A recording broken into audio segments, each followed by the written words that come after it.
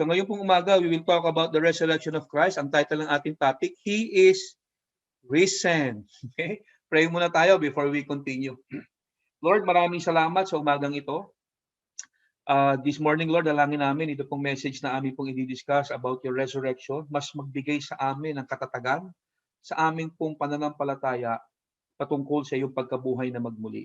Alam namin, Lord, marami pong mga kritiko ng resurrection ang hindi pa rin naniniwala hanggang ngayon na ikaw ay nabuhay na magmuli. And we pray, Father, na as we talk about this subject,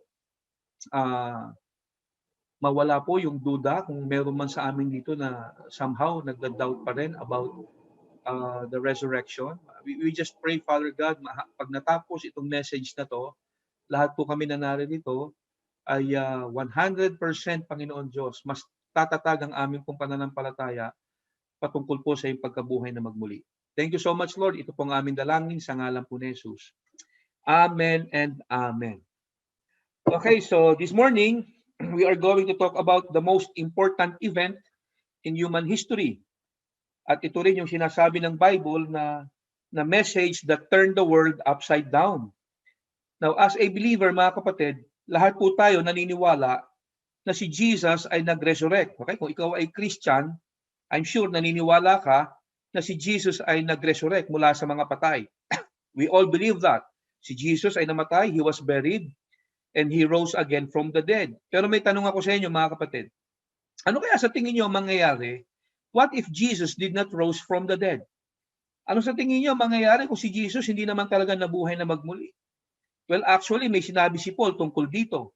Ito sabi ni Paul in 1 Corinthians chapter 15, in verse 14, Paul said, "And if Christ has not been raised, our preaching is useless, and so is your faith." Paul said, kung hindi raw nag-resurrect si Jesus, yung daw preaching of the gospel, yung message of the gospel is useless. At maging yung faith natin, useless din. Siyempre, if the gospel message will be useless, same thing happens with our faith. Tama? Useless na rin ang faith natin if the message is useless.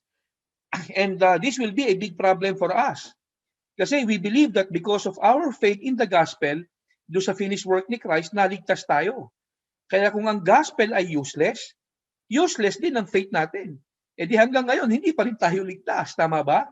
In verse 17, may dinagdag pa siya kung hindi daw nag-resurrect si Christ. Itong sabi niyang mangyayari. Sabi niya, "And if Christ has not been raised, your faith is futile, you are still in your sins." Eh Paul said, hindi lang yung faith natin na magiging useless kung hindi daw nabuhay na magmuli si Jesus. Sabi niya, we are still in our sins. Okay? Yung mga kasalanan natin nasa atin pa rin kung hindi nag-resurrect si Christ. So madalas nating sabihin na si Jesus, He died for our sins. And that is true. Namatay si Jesus para sa ating mga kasalanan. And His death on the cross paid all the penalty of our sins. Pero kung hindi daw nag-resurrect si Jesus, His death is also useless. In other words, yung resurrection ni Christ ang pinaka-completion ng ating pong salvation.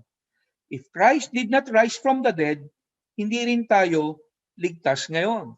And so we can say, mga kapatid, that the resurrection of Christ is the most important message in the gospel.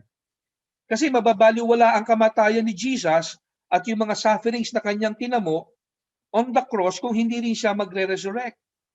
And so we can conclude that the message of resurrection is the foundation of the Christian faith.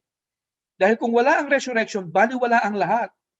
In fact, kung babasahin natin ang Book of Acts and even all the epistles, ang central message ng mga apostles sa Book of Acts at sa lahat ng mga epistles is the resurrection of Christ. Kaya sa ating mga Christians, big deal ang resurrection ng Panginoon. In fact, kaya nga tayo linggo-linggo nag-worship, tayo mga Christians, is because we call it the Lord's Day. It was the day when Christ was resurrected. The first day of the week. Okay? Kaya linggo tayo nagse-celebrate. Now, speaking of resurrection, sa panahon natin ngayon, mga kapatid, kapag nag-share ka about Christ, doon sa mga may background na sa Christian faith, okay? Hindi doon sa mga atheist, hindi doon sa mga skeptic, mahirap kausap yung mga yun pag sinera mo ng gospel eh.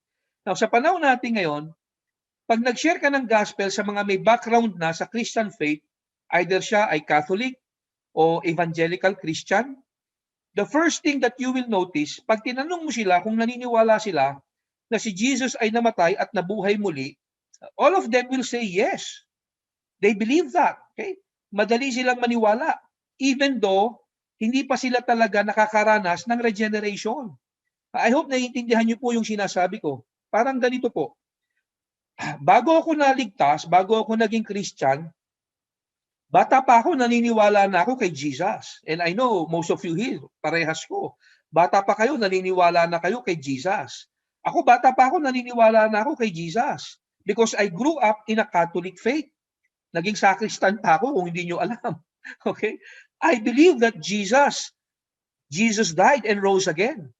Bagamat nung time na yon, wala pa akong regeneration experience, hindi pa ako talaga nagkakaroon ng personal encounter sa Panginoon. Pero my point is, kahit hindi ka paligtas, basta meron kang background sa Christian faith. Okay, yung bata ka pa, yung iyong mga magulang naniniwala na kay Jesus. Okay, madali kang maniniwala about the resurrection of Christ kung meron kang ganong background. Tama? Pero, pag ang sineran mo ay isang atheist o kahit skeptic lang, hindi sila basta-basta maniniwala sa message about the resurrection of Christ. Hahanapan kanila ng proof. Okay? Hindi katulad ng mga may background na sa Christian faith. Kahit hindi pa talaga regenerated ang mga yan, naniniwala na sila kahit papaano na si Jesus ay nag-resurrect. Pero iba ang mga atheist at saka skeptic. Hindi sila basta-basta naniniwala sa resurrection ni Christ unless magpakita ka ng proof. Now, most of us will feel irritated pag meron tayong nakausap na hindi naniniwala sa resurrection. Tama? Meron na ba kayong na-encounter na hindi naniniwala sa resurrection ni Christ? Ako po meron na several times na naka-encounter ako ng mga taong hindi naniniwala na si Jesus ay nabuhay na muli. At talaga nakakairita sila. Pero, after reading the Gospels at makita ko yung mga naging reaksyon ng mga apostles together with all the believers nung mag-resurrect si Jesus Christ, you will see, maging sila, naging skeptic din sila sa balitang si Jesus ay nag-resurrect. Hindi rin sila kagad naniwala. Maging sila, after hearing na nawawala si Jesus on the first day nung resurrection ni Christ, nung makita nila na si Jesus ay wala sa kanyang libingan, sila mismo naging skeptic din. Hindi rin sila agad naniwala sa resurrection ni Christ. Now, please take note, mga kapatid.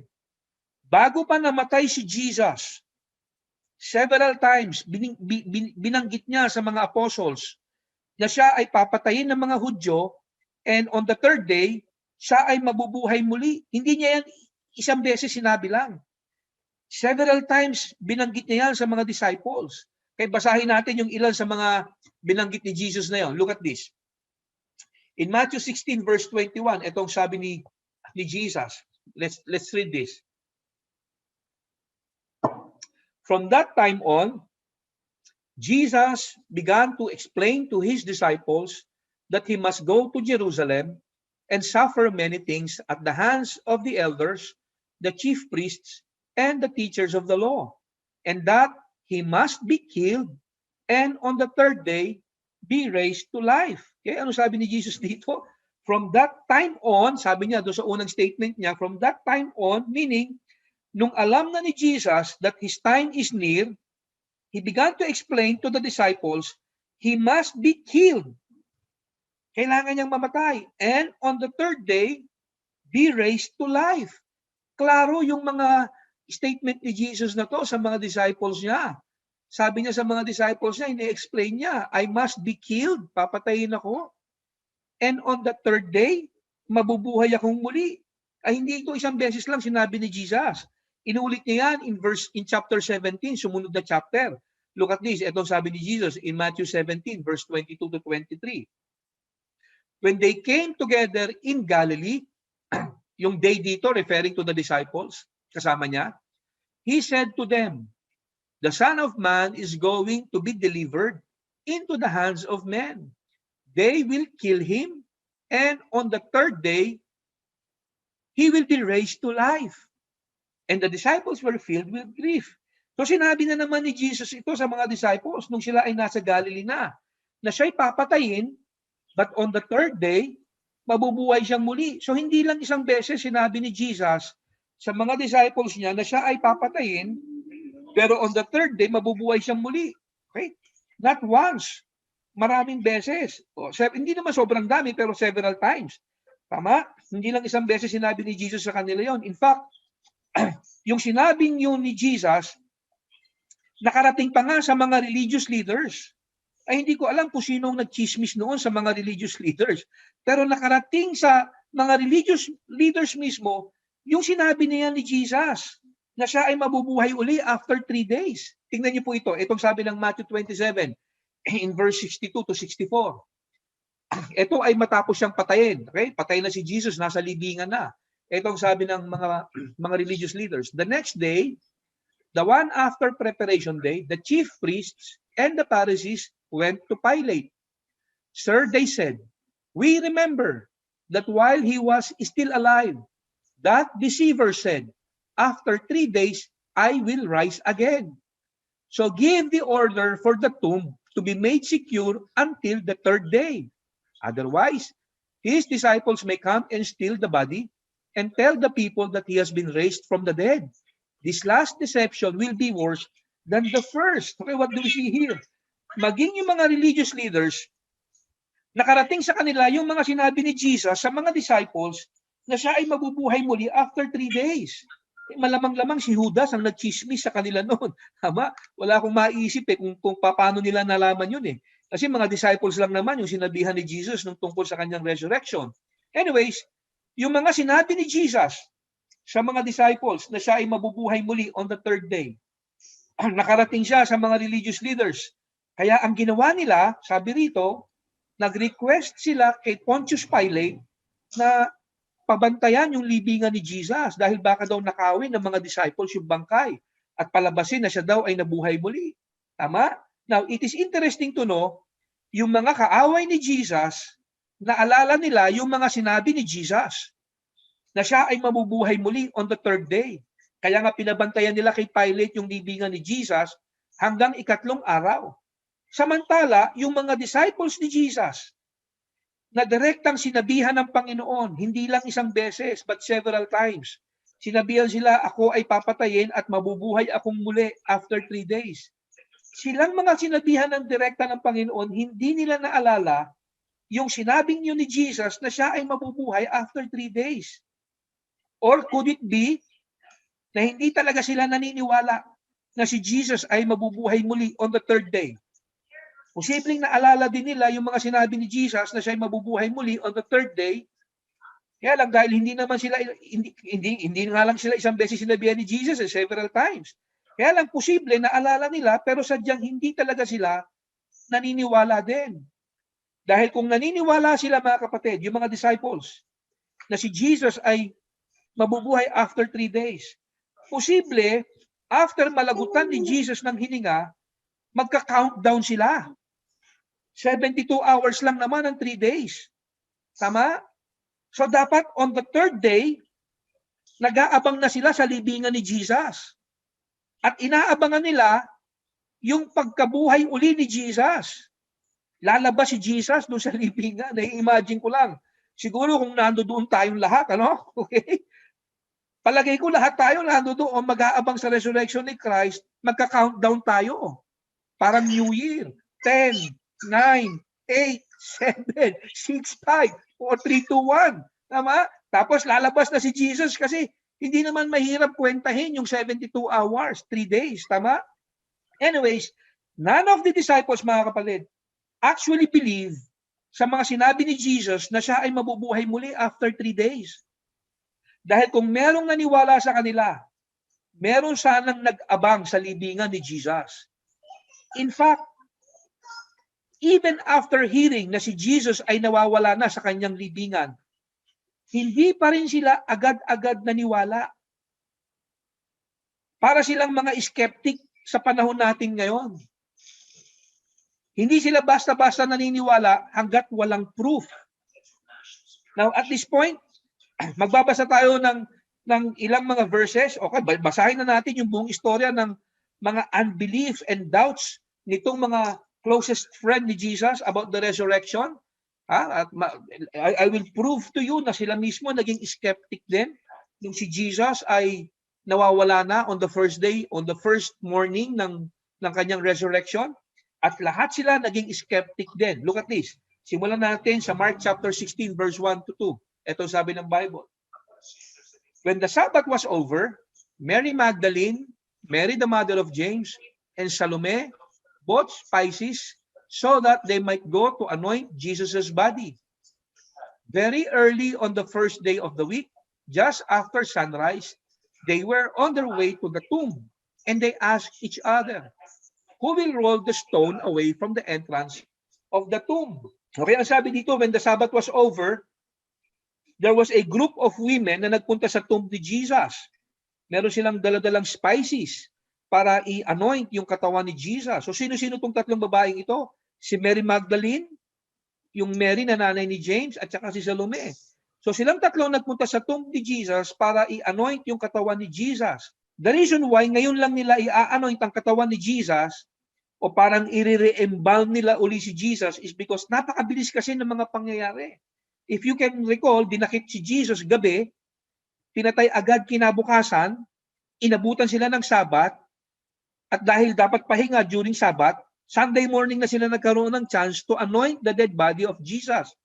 Kaya ang sabi dito, very early on the first day of the week. The first day of the week sa Jewish calendar is Sunday. Ang gamit kasi natin is Roman calendar, kaya ang first day of the week natin is Monday. Pero sa Jewish calendar, the first day of the week is Sunday. Kaya Sunday, itong araw na to, yung tinutukoy nila. Okay? Na pagdating daw nila sa tomb, they ask each other, sino ang magbubukas ng tomb? Kasi may nakaharang doon na malaking bato. Around 2 tons ang bigat nung bato na yon. At dahil puro babae sila, malaking problema yon. Kaya nagtatanong sila, sino ang magtatanggal? Who will roll the stone away from the entrance of the tomb? Okay? Kaya sabi na, may problema tayo, puro tayo babae. Anyway, let's continue reading. In verse 4, sabi dito, but when they look up, nung sila ay nandoon na sa libingan ni Jesus, when they look up, they saw that the stone, which was very large, had been rolled away. Nung malapit na sila doon sa kanilang pupuntahan, pinag-uusapan nila sino magbubukas. Nakita nila, wala na silang bubuksan kasi yung bato na nakaharang, wala na.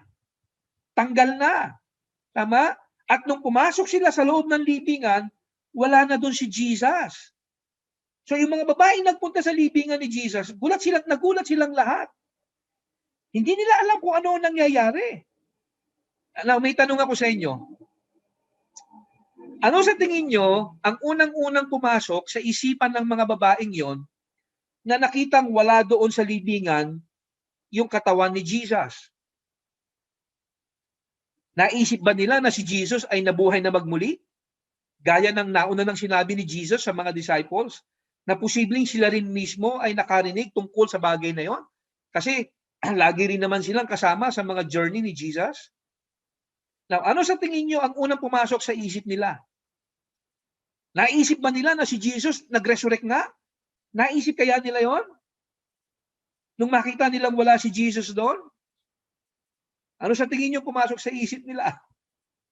Nabasahin natin kung ano yung pumasok sa isip nila. Look at this. In John chapter 20, verse 21. Early on the first day of the week, when it was still dark, Mary Magdalene went to the tomb. Ito yung account nung binasa natin kanina na maaga pa sila nagpunta. Si Mary Magdalene lang yung binanggit dito in the book of John. Pero kanina sa binasa natin, nabanggit din yung dalawang kasama niya. Okay? Hindi na lang binanggit ni John. So sabi dito, Mary Magdalene went to the tomb and saw that the stone had been removed from the entrance. Now, after nilang pumasok doon, nakita wala si Jesus, ito ang nangyari. So she came running to Simon Peter and the other disciple, the one Jesus loved, si John the Beloved yung binabanggit. And they said, ito sabi nila, they have taken the Lord. They have taken the Lord out of the tomb. And we don't know where they have put him. Ano sabi ng mga babae? They, referring to Kung sino man sila, hindi namin sila kilala. They have taken our Lord. Kinuha nila. Ninakaw nila si Jesus. And we don't know where sila, hindi namin alam kung sino sila. We don't know where they have put him. So anong una pumasok sa isipan ng mga babae? Nung makita nila na wala si Jesus sa libingan. Naisip ba nila na nag-resurrect si Jesus? No. Ang nasa isip nila, kinuha si Jesus, ninakaw. At hindi nila alam kung saan dinala. Now, si Luke, na isa sa mga author ng gospel, shinare niya sa kanyang gospel na ang mga disciples, after hearing the news na si Jesus ay nawawala, naging skeptical. Basahin natin yung naging reaction ng mga disciples after the news na nawala si Jesus doon sa account ni Luke. Etong sabi, when they came back from the tomb, they told all these things to the 11 and to all the others. It was Mary Magdalene, Joanna, Mary the mother of James. Ito yung first morning. Okay? Inuulit-ulit lang natin from different accounts. Sabi dito, it was Mary Magdalene, Joanna, Mary the mother of James, and the others with them who told this to the apostles. Pumunta na sila doon sa mga apostles para ibalita yung nawawala si Jesus doon sa libingan. Galing kami doon. Okay? Ano ang naging reaction nitong mga disciples? Look at this. But they did not believe because there seems to be to them like nonsense. They did not believe the women because their words, para sa kanila, yung sinasabi ng mga babae, nonsense. Grabe no po. Ang sabi dito, they did not believe the women. Hindi nila pinaniniwalaan yung mga babae. Bakit daw? Sabi dito, their words seem to them like nonsense. Nonsense daw ang dating sa kanila ng balitang yun. So they were very skeptical sa balitang narinig nila on the very first morning na si Jesus ay nawawala. Ni hindi pumasok sa isip nila na si Jesus ay nag-resurrect. At para sa kanila, nonsense ang balitang yon na nawawala si Jesus.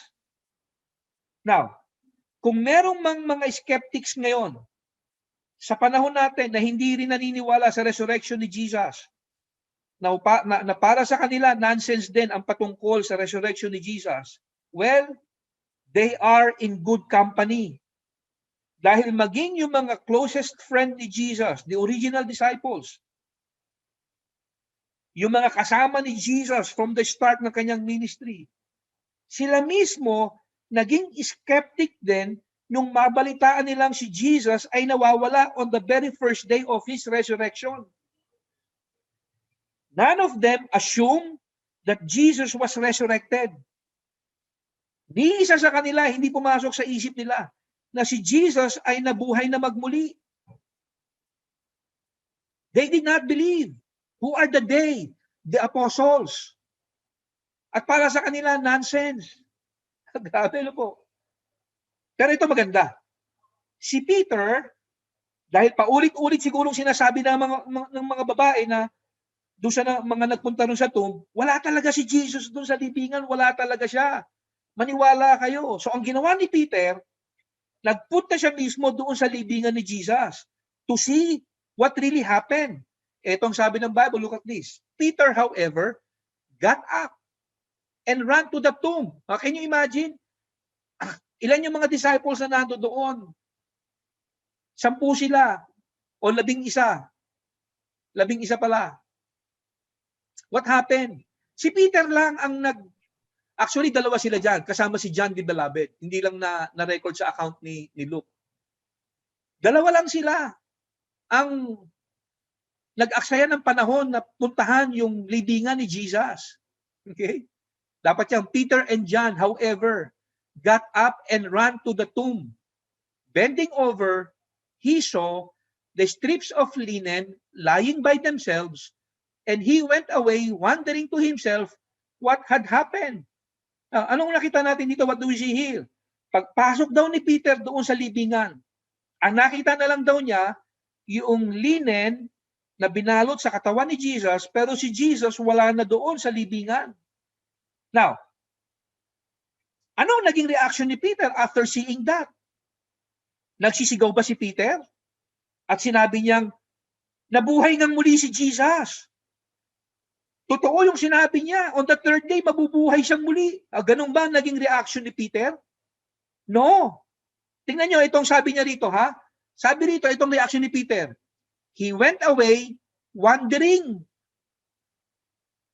Umalis si Peter wondering kung ano talaga ang nangyayari.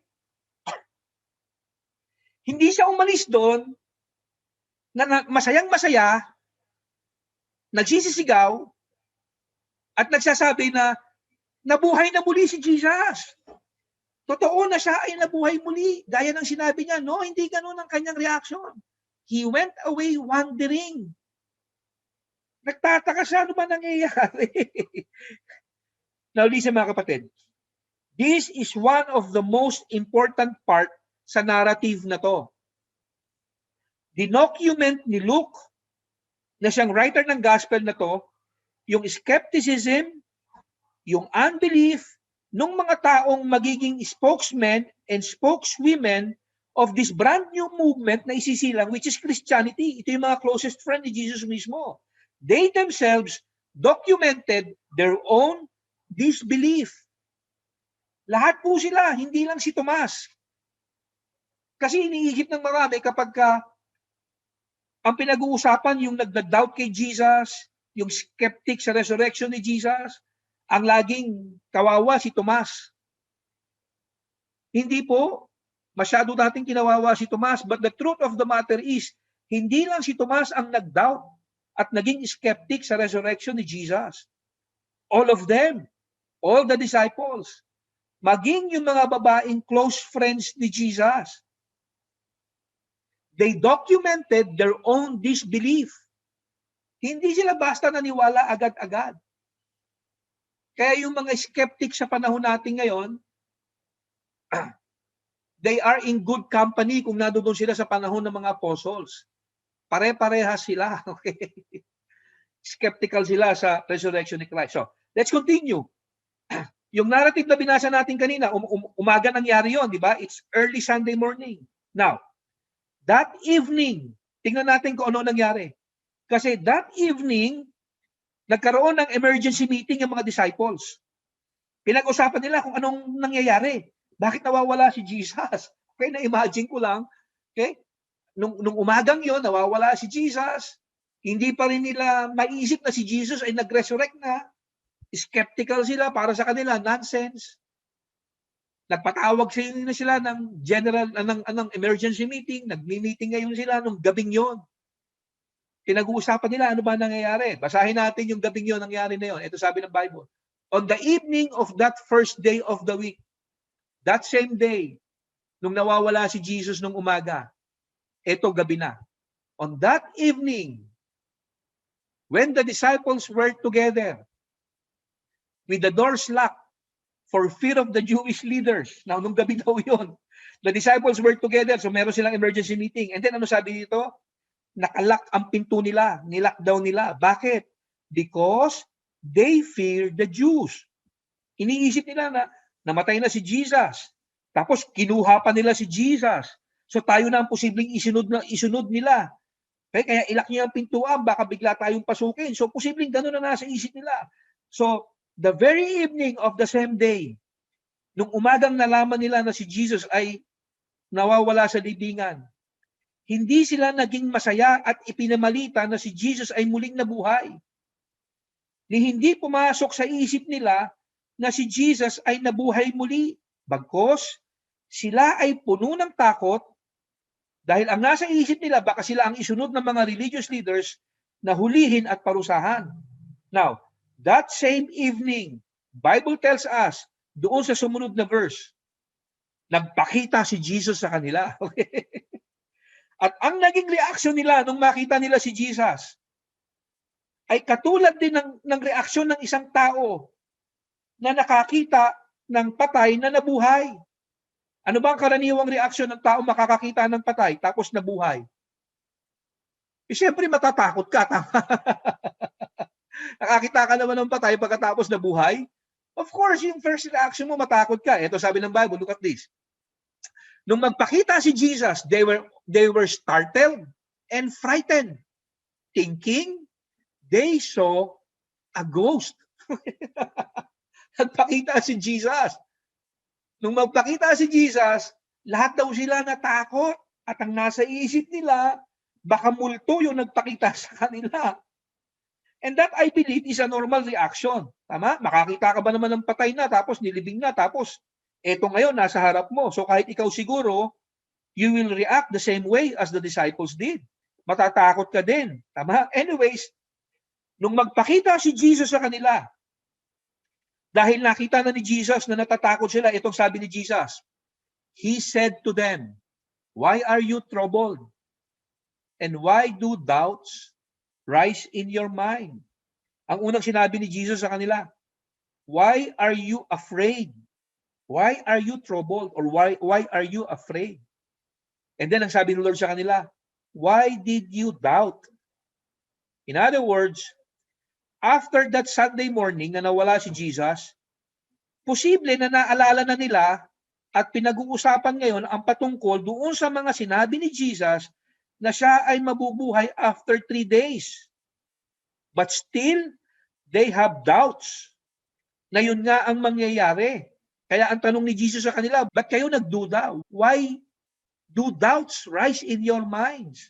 Posible na alala na nila, ito kaya yung sinasabi ni Jesus na mabubuhay nga siyang muli. Tama?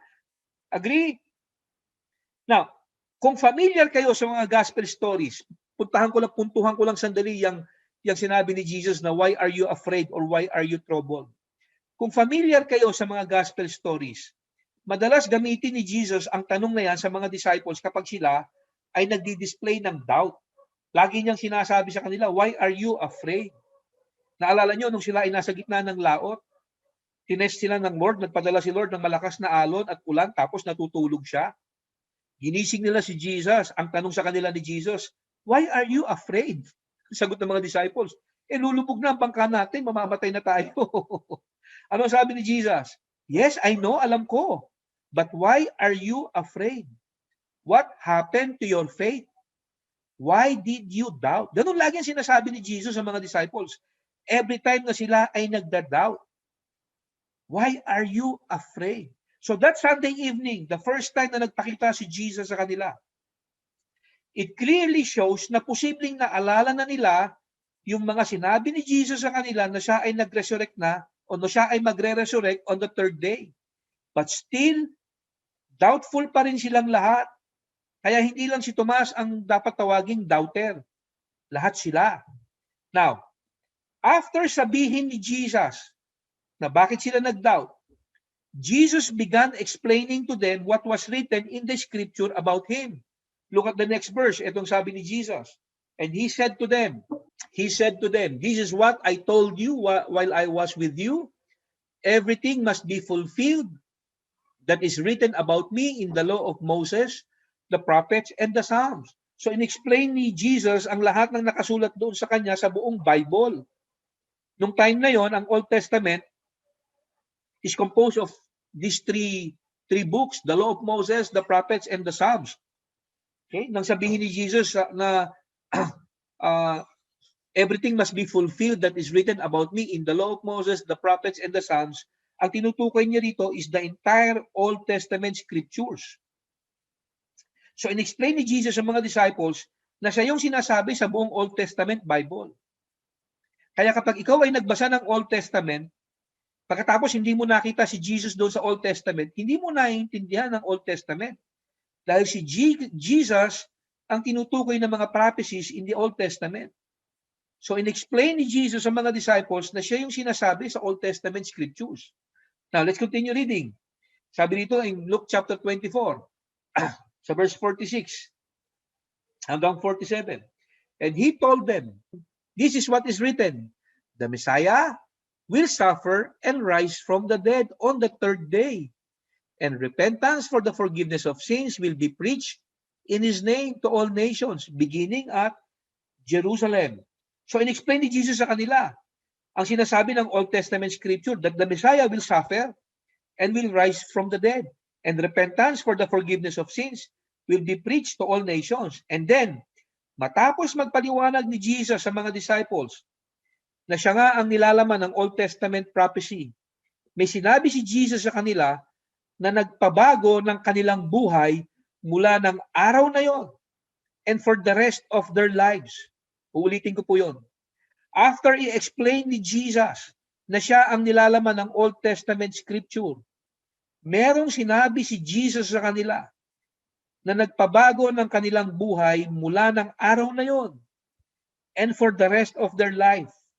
Ito ang sinabi ni Lord sa kanila. Sumunod na verse. You are witnesses of these things. They are witnesses of the most important event in human history. They are witnesses to the event that will change the world. So lumalabas mga kapatid, the resurrection of Jesus created Christianity. Before the resurrection, there was no Christians. There was no church. Kahit pa sabihin natin na nung time na si Jesus ay active sa kanyang public ministry, marami na siyang followers nung time na yon. We can still say, nung panahon na yon, wala pa talagang Christians. Even after dying on the cross and paying the penalty of humanity's sins, even nung time na yon, still wala pa rin Christians.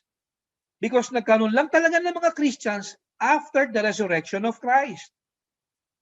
Prior to His resurrection, after His death on the cross, ang lahat ng mga disciples takot na takot. Kasi baka sila ang susunod na papatayin ng mga religious leaders. Pero, after the resurrection, nung makita nila si Jesus, at sinabihan sila ni Jesus, you are now my witnesses. They become bold in proclaiming the good news about Christ at hindi na sila natakot. Kahit pa isa-isa silang pinagpapapatay na for being a witness of the resurrection of Christ. Lahat ng mga disciples, mga kapatid, except si John the Beloved, lahat sila pinatay dahil sa pag-witness na si Jesus ay nag-resurrect. Actually, si John the Beloved lang, according kay Tertullian, during the time of persecution, hinulog sa kumukulong langis at himalang nakaligtas lang sa kamatayan. So all the apostles, except kay John, lahat sila pinatay for witnessing on the resurrection of Christ. Na may tanong ako sa inyo, kung ang resurrection ni Jesus ay isang kasinungalingan, who would dare to die for a lie? Ibubuwis mo ba ang buhay mo sa isang bagay na alam mong hindi totoo at isa lamang kasinungalingan? Hindi. But all the apostles gave their lives because they believed Jesus was raised from the dead. Yung mga nangyari sa mga disciples for believing the resurrection of Christ. Unahin natin si Peter. Ano nangyari kay Peter? Siya po ay nakulong, siya po ay tinorture, and eventually, pinako sa krus upside down. Think about that. Nung hindi pa nagre-resurrect si Jesus, think about this. Nung gabing dinakip si Jesus, ilang beses dininay ni Peter si Jesus? 3 times. 3 beses. Sinabi niya, hindi ko kilala ang mamang yan. Natakot siya para sa kanyang buhay. In fact, yung kanyang pagdideny, may kasama pang oath. Sabi niya, I swear, hindi ko kilala yan.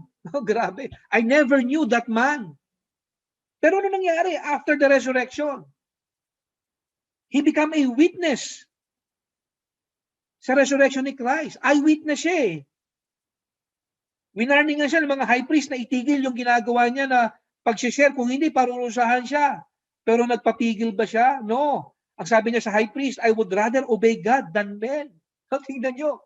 Prior to the resurrection of Christ, si Peter, takot na takot, hindi kayang itaya ang buhay para kay Jesus. Dininay niya si Jesus 3 beses. Sa kabila ng may warning pa si Jesus sa kanya. Kasi nagyabang siya. Sabi ni Jesus, lahat kayo, if forsake nyo ko. Iiwanan niyo ko. Anong sabi ni Peter? Lord, even if all will forsake you, hindi ako, ibahin mo ko. I am willing to die for you. I will give my life for you. Ano sabi ni Jesus? Peter, before the rooster crow, you will deny me 3 times. May warning pa siya. Tama? Pero dininay niya pa rin. 3 times.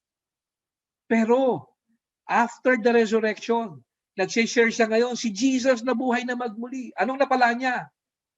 Nakulong, tinorture, at pinatay by crucifying him upside down. Now, ano nagbigay ng lakas ng loob kay Peter para magbuwis ng kanyang buhay sa message ng resurrection? Wala akong makitang dahilan kung hindi ito. Sabi ng Bible, he appeared to Cephas. Cephas is Peter. Nagpakita si Jesus kay Cephas. Yan lang ang nakikita kong dahilan kung bakit si Peter nagawang ibuwis ang buhay niya. Another example is James, the Lord's brother. Ano nangyari sa kanya? He was also in prison, tinortured din, and he was stoned to death. Think about this, mga kapatid. Alam niyo ba nung una itong si James? Kapatid ni Jesus yan eh. Kapatid niya kay Mary. Of course, hindi biological kasi wala naman talagang nanay at tatay si Jesus. Pero dahil naging mother figure niya si Mary at anak ni Mary itong si James, talagang kapatid niya talaga siya. Kapatid ni Jesus si James. Pero si James mismo, hindi siya naniniwala kay Jesus. Mabigat kasi yung claim ni Jesus nung siya ay nagtuturo na, nung nag-public ministry na siya.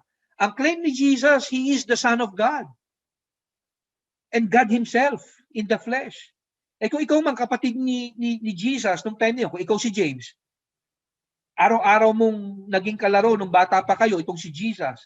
Tapos ngayong binata na kayo, nagkiklaim siya na He is God in the flesh. He is the resurrection and the life. So I believe. Kagaya ni James, mahihirapan ka ring maniwala. Si James hindi ho na-impress sa mga teachings ni Jesus. Hindi rin siya na-impress sa mga miracles na ginawa ni Jesus. Si Jesus nung nagpa-public ministry na, nagmi-miracle siya, sikat na siya. Hindi ho na-impress si James doon. Hindi siya naniniwala kay Jesus kahit pa si Jesus nagmi-miracle na. In fact, sikat na nga si Jesus, sinabihan pa siya ni James na lumabas ka na para magpakita ka na doon at i-display mo na yung ano mo, yung kapangyarihan mo. Okay? At sabi doon, even his own brothers do not believe him. Si James po yung isa ron. Can you imagine that, mga kapatid? Hindi na-impress si James sa miracle ni Jesus. At nai-imagine ko, nung namatay si Jesus on the cross, posibleng naiisip pa ni James na sana nanahimik ka na lang kasi kapatid. Yan tuloy nang nangyari sa'yo. Yan tuloy ang sinapit mo. Namatay ka. Pero mga kapatid, after the resurrection, kung mababasa nyo yung book of James, tinawag niyang Lord ang kanyang kapatid. In-acknowledge niya na ang kanyang kapatid is the Lord of the universe. He became a believer. Siya ang sumulat ng book of James. Now, anong napala ni James in believing the resurrection of Christ? Imprisonment, torture, and stoned to death. Ano nagbigay sa kanya ng lakas ng loob para ibuwis ang buhay niya kay Jesus? And the only explanation I know is that he appeared to James. Nagpakita din si Jesus kay James. Kaya naging witness din si Jesus, si James. Now, last but not least, si Apostle Paul, prior to his conversion, alam naman natin kung sino siya, di ba? Persecutor ng church. Siya ay numero unong galit na galit sa mga believers. Ang gusto niyang gawin sa mga believers, dakpin, parusahan at patayin. Siya ang unang-unang nagbigay ng approval para patayin yung unang-unang martir, si Stephen. Pero ano nangyari after niyang ma-meet si Jesus at naniwala siya sa resurrection ng Panginoon? Ito nangyari kay Apostle Paul. He received 5 times the 40 lashes minus 1, 3 times beaten with rods, stoned once, and was beheaded. by Emperor Nero. Nung una, talaga namang si Paul galit sa mga believers. Hindi siya naniniwala kay Jesus. Pero, after niyang ma-meet si Jesus, ito yung mga naranasan niya. Yung pong 40 lashes minus 1 na binabanggit dyan, na na-receive niya 5 times, ito po yung paghagupit na ginawa kay Jesus bago siya ipako sa krus. Kung napanood niyo yung Passion of the Christ, hinagupit si Jesus, yun po yung tinatawag na 40 lashes minus 1. Hindi pa ginawang 39 na lang, ano? Kasi talagang 39 lang yun eh. Kasi according sa tradition, pag umabot ng 40, hindi nakakayanin nung pinaparusahan, nung hinahagupit. Kaya hanggang 39 lang. Now, si Jesus naranasan niya yan only once bago siya i-crucify. Si Paul naranasan niya yan 5 times. Grabe. 3 times he was beaten with rods. Stoned once. Binato rin siya. Nakaligtas lang siya sa kamatayan nung siya ay batuhin. Akala lang ng mga taong bumabato sa kanya, patay na siya. And eventually, he was beheaded by Emperor Nero.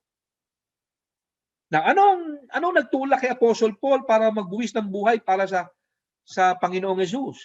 The only explanation I know is that sabi ni Paul, siya ang sumulat itong 1 Corinthians, last of all, he appeared to me also as to one abnormally born. Nagpakita din daw sa kanya. Si Peter, si James, si Paul, marami pa mga ibang Christians na pinatay by martyrdom. Pinatay sila sa paniniwalang nag-resurrect si Jesus. Iisa ang dahilan kung bakit sila naniniwalang si Jesus ay nag-resurrect. Kasi ang sabi ng Bible, look at this, after that, he appeared to more than 500 of the brothers and sisters at the same time. Nagpakita si Jesus sa kanilang lahat. And no wonder, nagawa nilang itaya ang buhay nila para kay Jesus dahil nagpakita si Jesus sa kanilang lahat. Kung ang resurrection ay isang kasinungalingan, kung ikaw si Peter, si Paul, o isa sa mga apostles na papatayin, papahayag ka ba na papatayin ka? Alam mo namang kasinungalingan yung pinaniniwalaan ninyo? Na hindi totoo na si Jesus ay nag-resurrect? Sino maglalakas loob ibigay ang buhay sa isang kasinungalingan? Wala. And the fact na hindi lang isa, hindi lang dalawa, hindi lang tatlo, kung hindi marami sila ang pinagpapatay dahil sa paniniwalang si Jesus ay nag-resurrect. Who would dare to die for a lie? Ang magandang tanong sa atin ngayon is this: do we believe that Jesus is alive? Of course I do, kaya nga tayo nandito eh. And to us who believe that Jesus is alive, Jesus has a word to us. Etong sabi ni Jesus para sa atin. Jesus told him, speaking to Thomas, because you have seen me, you have believed. Blessed are those who have not seen and yet have believed. Ito yung story ni Tomas na hindi agad naniwala si Tomas na si Jesus nag-resurrect. Kasi nung magpakita si Jesus sa mga disciples, absent si Tomas. Pagkatapos sinabihan si Tomas ng mga disciples, Tomas, nakita namin si Jesus. Buhay siya, nabuhay siyang muli. Ano sabi ni Tomas? Unless makita ko yung butas sa kanyang kamay at yung butas sa tagiliran niya, hindi ako maniniwala. After a week, nagpakita si Jesus kay Tomas at sabi sa kanya, Tomas, halika. Ipasok mo ang iyong daliri sa aking kamay. Ipasok mo ang iyong kamay sa aking tagiliran. And then Jesus said, stop doubting and start believing. And then, ang naging reaction ni Tomas doon, Lord, my Lord and my God. And then, ano sabi sa kanya ni Jesus? You believe because you have seen me. And then he said, ito para sa atin na to. Blessed are those who have not seen. Hindi daw siya nakita. And yet have believed. Kaya tayo mga hindi nakakita, mga kapatid, hindi nakakita ng personal kay Jesus. After His resurrection, mapalad tayong lahat na hindi nakita yun. And yet we believe on the resurrection. Tama? Amen, mga kapatid? I hope itong message na to ay nagpatatag lalo ng ating faith sa resurrection ng ating Panginoon. At i-appreciate natin ang gusto itong sinabi ni Jesus. Mapalad daw tayo. Blessed are those who have not seen Him and yet have believed. Amen? Palakpakan po natin ang Panginoon, mga kapatid. This is a great blessing to all of us. Let's give the Lord a clap offering. I hope may natutunan po tayo.